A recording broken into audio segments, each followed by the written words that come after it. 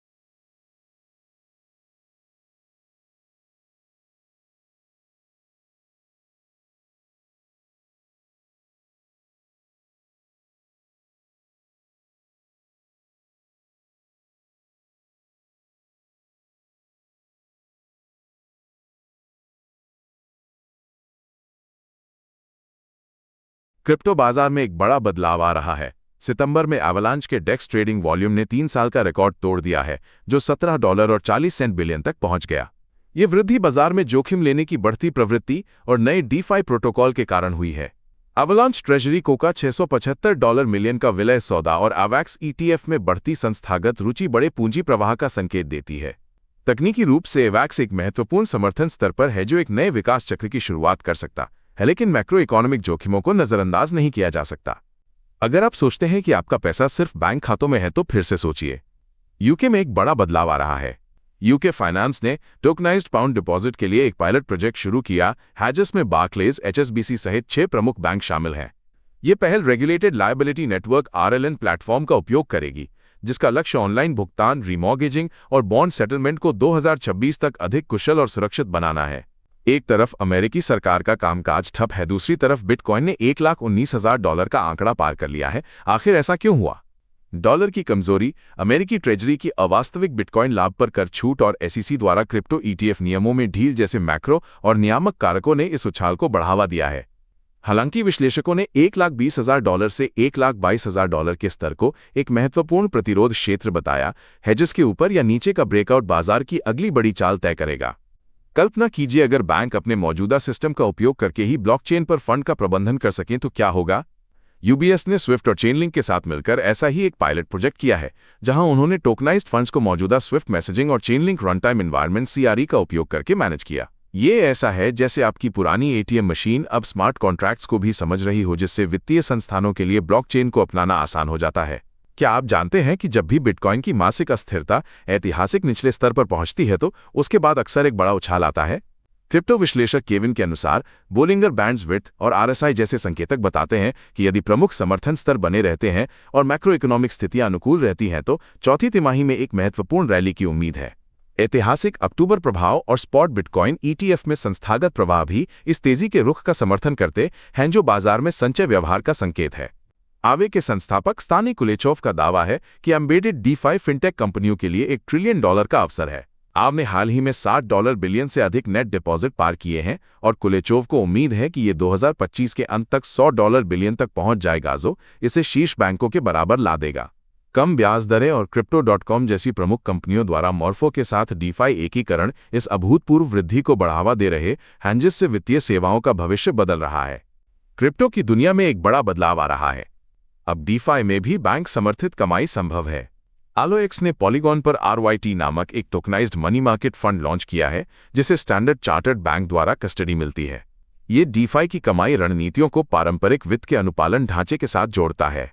ये स्थिर कॉइन उपयोगकर्ताओं को विनियमित रिटर्न प्रदान करता है और RYT को गिरवी रखकर लूपिंग जैसी DeFi रणनीतियों से अधिक कमाई करने का अवसर देता है।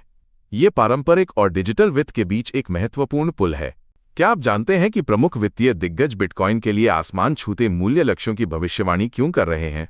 JP मॉर्गन का अनुमान है कि बिटकॉइन सोने के मुकाबले $46,000 कम मूल्यांकित है और $1,65,000 तक पहुंचने के लिए इसे 42% बाजार पूंजीकरण वृद्धि की आवश्यकता है, जो खुदरा निवेशकों की बढ़ती मांग से प्रेरित है। वहीं सिटी बैंक ने 2026 तक $1,81,000 का लक्ष्य रखा है, जिसका मुख्य कारण ETF प्रवाह और डिजिटल गोल्ड की बढ़ती मांग है, जबकि एथेरियम के लिए भी उम्मीदें बढ़ी हैं।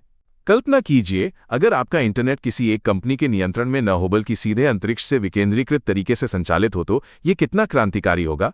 स्पेसकॉइन ने अपने पहले प्रदर्शन उपग्रह CTC-0 के जरिए सफलतापूर्वक एनक्रिप्टेड ब्लॉकचेन लेनदेन को अंतरिक्ष में प्रसारित कर एक नया मील का पत्थर स्थापित किया है। ये परीक्षण STARMESH नामक विकेंद्रीकृत संचार नेटवर्क बनाने की दिशा में एक महत्वपूर्ण प्रमाण है, जिसका लक्ष्य सेंसरशिप प्रतिरोधी और एकाधिकार मुक्त वैश्विक इंटरनेट पहुंच प्रदान करना है। क्या आप जानते हैं कि अब NASDAQ पर लिस्टेड कंपनियों के डिविडेंड वाले शेयर भी सीधे ब्लॉकचेन पर आ गए हैं? FG Nexus ने सिक्योरिटाइज के साथ मिलकर अपने सामान्य और पसंदीदा शेयरों को इथेरियम ब्लॉकचेन पर टोकनाइज किया है। ये कदम रियल टाइम सेटलमेंट और प्रोग्रामेबल स्वामित्व को संभव बनाता है।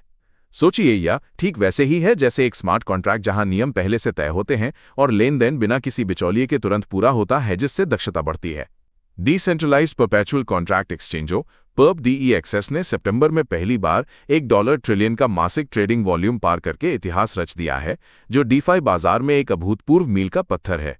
यह वृद्धि एस्टर, हाइपरलिक्विड और लाइटर जैसे प्रमुख प्रोटोकॉल द्वारा संचालित है, जिन्होंने अकेले सितंबर में $150 बिलियन से अधिक का ट्रेडिंग वॉल्यूम दर्ज किया, जो विकेंद्रीकृत वित्त की बढ़ती शक्ति को दर्शाता है। उच्च थ्रूपुट चेन लेयर 2 समाधान और आकर्षक प्रोत्साहन मॉडल ने गैस शुल्क कम करके और निष्पादन गति बढ़ाकर इस उछाल में महत्वपूर्ण भूमिका निभाई है, जिससे ऑन चेन डेरिवेटिव्स ट्रेडिंग अब अधिक सुलभ और आकर्षक हो गई है।